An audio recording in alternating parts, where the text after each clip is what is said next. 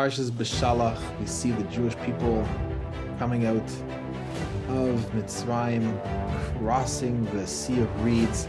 It's an incredible, momentous event in the history of the world that to this very day keeps humanity in awe of the awesome power of God Almighty and the lengths that he went to bring clarity to the entire world.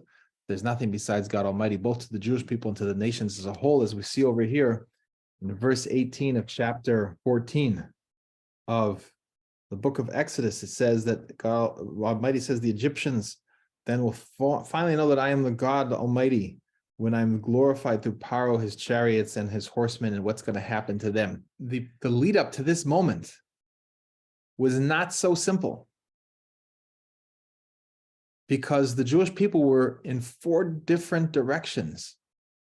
Some wanted to just give up and jump in the sea. Some wanted to give up and go back as slaves to return to Egypt. Others wanted to fight against the approaching Egyptian armies, and others wanted to just stand and pray, throw up their hands and just pray. But Moses, our teacher, said to them, all of these are the wrong answers, because you just have to stay focused on what your mission is right now. God Almighty is going to fight the battle for you. You are not going to be seeing the Egyptians again. Don't go running in panic and giving up either in the direction of the sea or giving up in the direction of going back to Egypt. And also, don't just give up by doing nothing but praying. It has to be, and so he says to those people, be quiet. But really what God Almighty says to them through Moses, our teacher, is just go forth. You have to go forth and split the sea. When the Bible says, when you see a sea in front of you, when you see the ocean in front of you, it means it's there for you to split it. And instead of just walking in circles and trying to give up, our job is to split the sea and to reveal that there is nothing besides God Almighty in the world. And this is for the purpose of bringing the knowledge of God Almighty to the entire world. How do we see this? We see that in the song of praise, the song of the sea, afterwards, that we see that it says, Ze Eli Vanvehu. This is my God, and I will glorify him. And what does it mean to glorify him? I will proclaim. I will cause his praise, his wonderment and his praise to be known to all the individuals, to all the residents of the world. So when we say that we're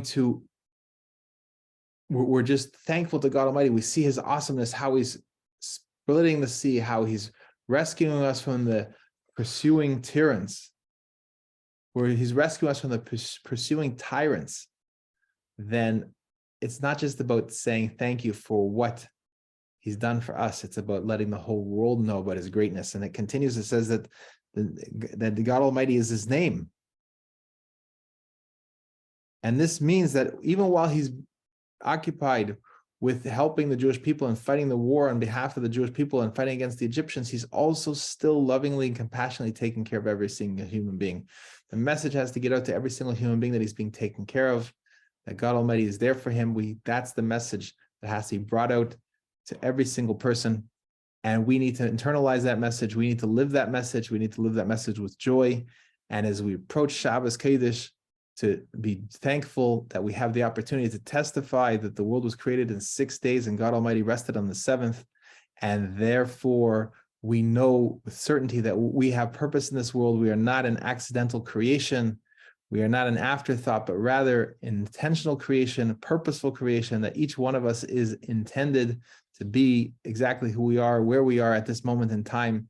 And that is resting with that certainty and that clarity brings us to internal calm, and we can then spread that calm to everything and everybody around us, into all situations around us, and turn what appears to be chaos, when it appears to be flying in all different directions, instead just follow the instructions we have, which is to go forth, to split the sea, split the concealment in the world, and reveal that there's nothing but God Almighty. And how do we do that? We let every single human being in the world know how great God Almighty is, how he is lovingly and kindly and has been and will always provide for every single one of his creations and every single human being. And with that knowledge reaching every single human being, that is the redemption. And the days of Mashiach, when the Holy Temple will be rebuilt in the Holy City and the Holy Land, as on behalf of the entire world, for the entire world to be able to focus and to be able to express their gratitude and their appreciation and their commitment to constantly be at the forefront of their experience and in front of their own fleshy eyes, the realization that there's nothing besides God Almighty, that everything is merely the expression of God Almighty's words, and this is what we're going to accomplish now with the coming of Mashiach. Shabbos.